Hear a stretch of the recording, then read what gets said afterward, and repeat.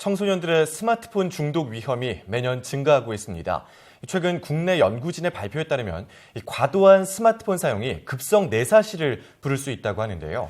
네, 보다 자세한 내용 전문가와 함께 알아보겠습니다. 전남대학교 의과대학 안과학교실 허환 조교수 전화 연결됐습니다. 안녕하십니까? 네, 안녕하십니까? 네, 이 연구 결과를 저도 듣고 굉장히 좀 뜨끔했는데요. 이 스마트폰 과다 사용과 이 사시와 연관성을 입증하는 연구를 하셨는데 구체적으로 어떤 결과가 나왔습니까? 네, 이번 연구는 최근에 우리나라에서 청소년기 급성 뇌상시 발생 빈도가 증가를 해서 조사해 보니까 그 원인이 과도한 스마트폰 사용일 가능성이 크다는 것을 보여주는 연구입니다. 뇌사시라는 것이 눈이 몰리는 사실을 말하는데요. 서양보다 동양에서 발생이 적고 특히 5살 이후에 갑자기 발생하는 경우는 매우 드뭅니다.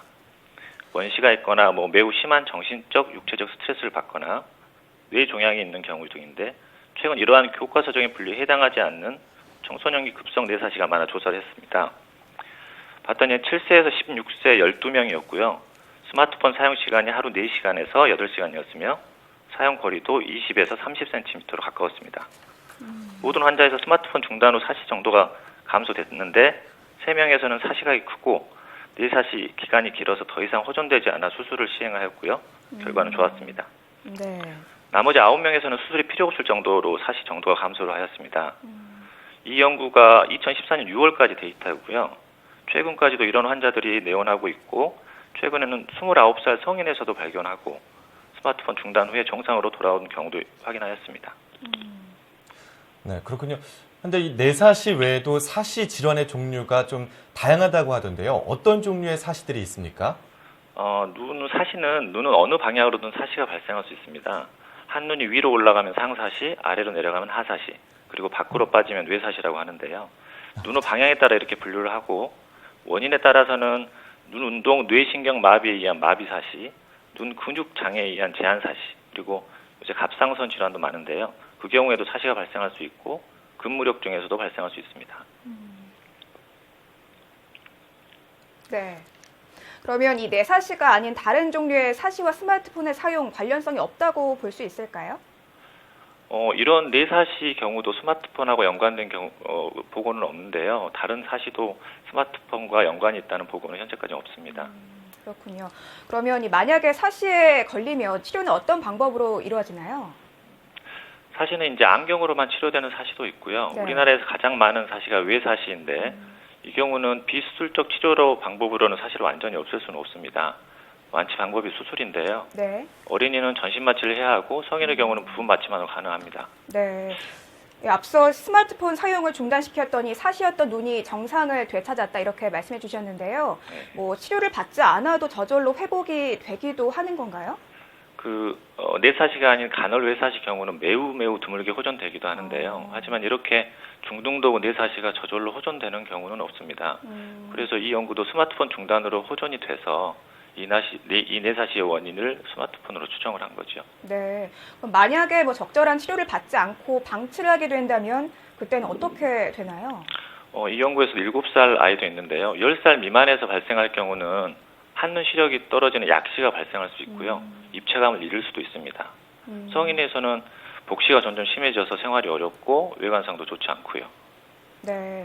이 앞서 스마트폰과 사시의 연관성에 대해서 연구 결과를 설명해 주셨는데 이 사시에 영향을 주는 요인들 스마트폰 말고 또 어떤 것들이 있다고 볼 수 있을까요?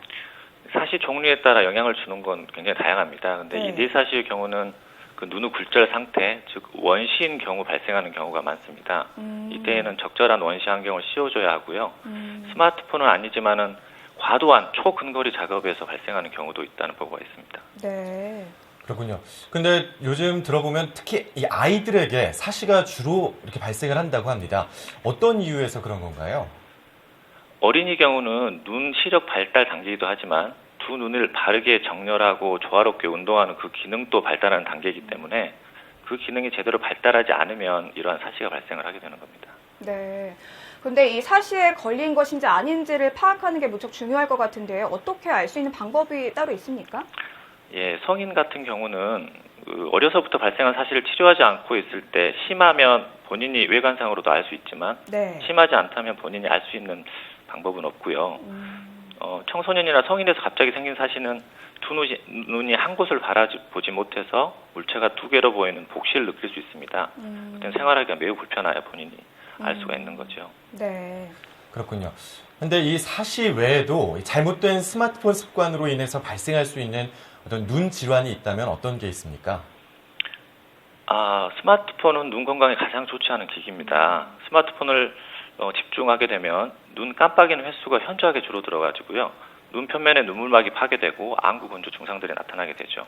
그리고 작은 화면에 또 작은 글씨를 보기 위해서 매우 근거리에서 스마트폰을 하게 된다면 어린이 경우는 근시가 진행할 수 있고 성인은 노안이 빨리 발생할 수도 있습니다.